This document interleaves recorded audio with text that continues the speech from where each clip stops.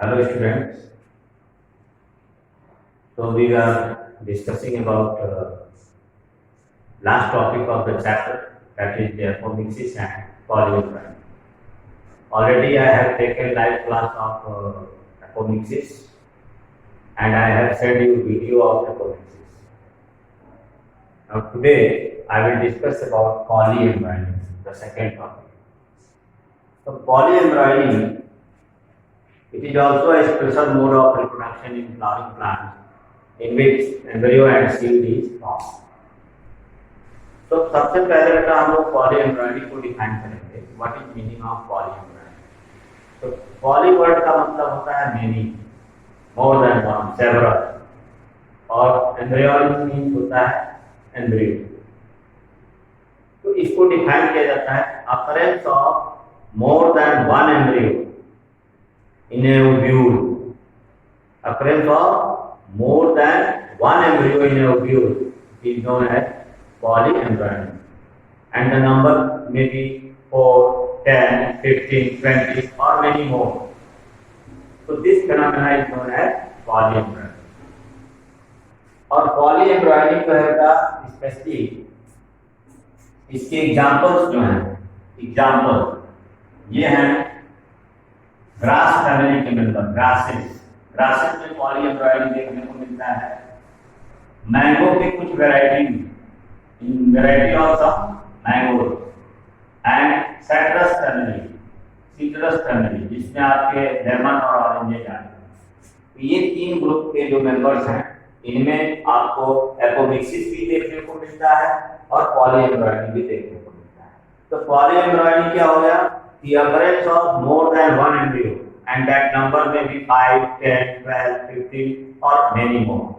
So that is called polyembryony, and polyembryony is reported in members of grass family, some, not all, some variety of mango, and citrus family, members of citrus family like lemon and oranges.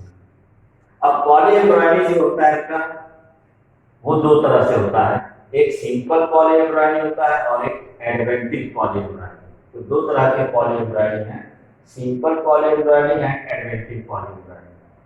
अब simple पॉलीएम्ब्रायनी में क्या होता है कि simple पॉलीएम्ब्रायनी तब कहेंगे कि जब ये एम्ब्रियो सैक मैंने दिखाया है, यहाँ एम्ब्रियो सैक है, जब एम्ब्रियो सैक के अंदर एक से अधिक एग न्यूक्लियाई हो, एक से अधिक एग सेल हो, तो हर एक सेल फर्टिलाइज होगा और उससे एक से अधिक एम्ब्रियो बनेगा. कभी कभी क्या होता है कि अगर जो एक ही एक सेल है और उसको एक मेल गैमेट फर्टिलाइज कर रहा है और जब जायगोट बन रहा है तो जायगोट जो है एम्ब्रियोडेंसिस करके एम्ब्रियो जब बनाता है उसी समय एम्ब्रियो के या जायगोट के कुछ टुकड़े, कुछ पार्ट्स ब्रेक हो जाते हैं, तो हर एक पार्ट एक नए एम्ब्रियो में चेंज हो जाता है. इससे भी पॉलीएम्ब्रायनी कंडीशन एराइज. एक कंडीशन ये हो गया सिंपल पॉलीएम्ब्रायनी. दूसरा कंडीशन ये हो गया कि यदि किसी एक ओव्यूल में एक से अधिक एम्ब्रियो साइट बन जाए, if an ovule have more than one embryo site, 2 हो, 4 हो, 5 हो, तो ये सारा जो है वो जेनेटिक बेसिस पे डिपेंड करता है.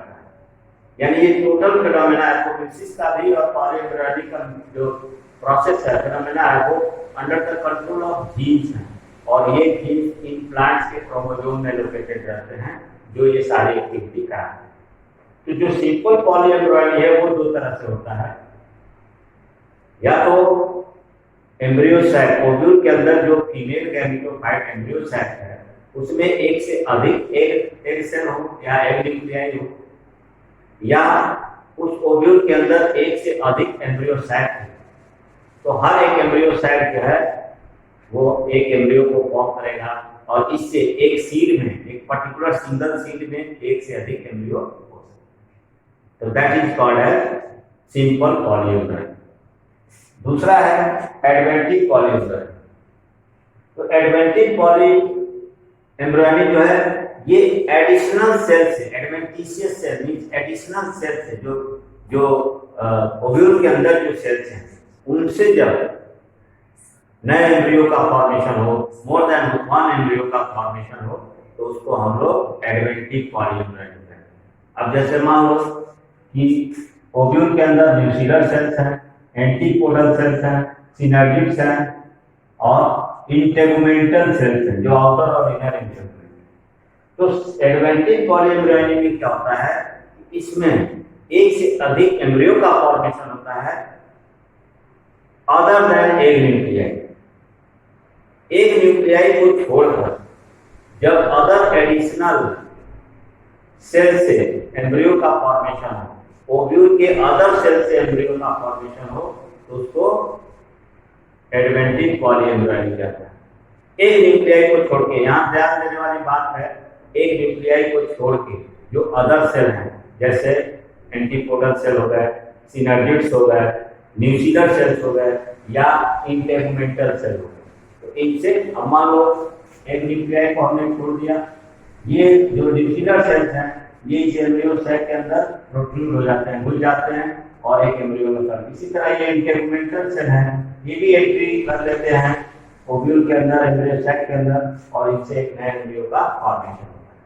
तो जब सेवरल एम्ब्रियो का फॉर्मेशन ओव्यूल के अदर सेल से हो, अदर सेल मीन सिनर्जिड से, एंटीपोडल सेल से, न्यूक्लियर सेल से या इंटेगुमेंटल सेल से, अदर देन एक न्यूक्लियाई, यानी एक न्यूक्लियाई या एक सेल को छोड़ के, तो उसको हम लोग एडवेंटिव पॉलीएम्ब्रियो कहते हैं।